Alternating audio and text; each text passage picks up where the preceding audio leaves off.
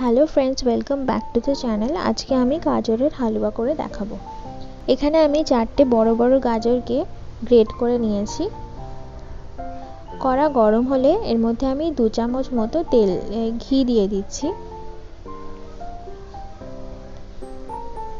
ঘিটা একটু গলে গেলে এর মধ্যে আমি গ্রেটেড গাজরগুলো দিয়ে দেবো।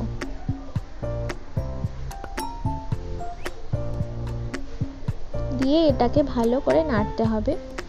প্রায় 10 মিনিটের মতো নাড়তে হবে, যতক্ষণ না গাজরের কালারটা চেঞ্জ হয়ে আসছে।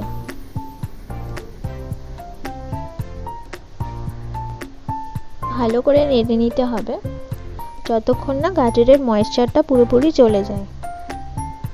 দেখুন গাজরের রঙটা একটু চেঞ্জ হয়ে গেছে।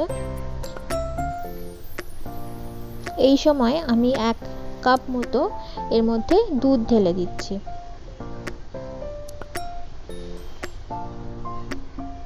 দুধ দিয়ে ভালো করে নেড়ে দেব। এরপর এটাকে আমি ঢাকা দিয়ে রেখে দেব প্রায় 5 মিনিটের জন্য। ঢাকা দেওয়ার পরে এইটাকে আমি তুলে নিয়ে আবার একটু নেড়ে দেব। আরও 5 মিনিটের জন্য এটাকে ঢাকা দিয়ে আমি রেখে দেব। 5 মিনিট পরে ঢাকা খুলে এটাকে একটু নেড়ে চেড়ে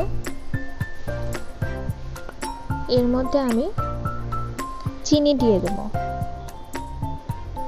এখানে আমি 1/2 কাপ মতো চিনি নিয়েছি, এর মধ্যে আমি দিয়ে দেব। চিনিটা ভালো করে নেড়ে চেড়ে নিলেই আমাদের গাজরের হালুয়া রেডি। খোয়া, ক্ষীর বা কনডেন্স মিল্ক ছাড়াই কিন্তু গাজরের হালুয়াটা তৈরি হলো। এটা খেতে কিন্তু অসাধারণ হয়।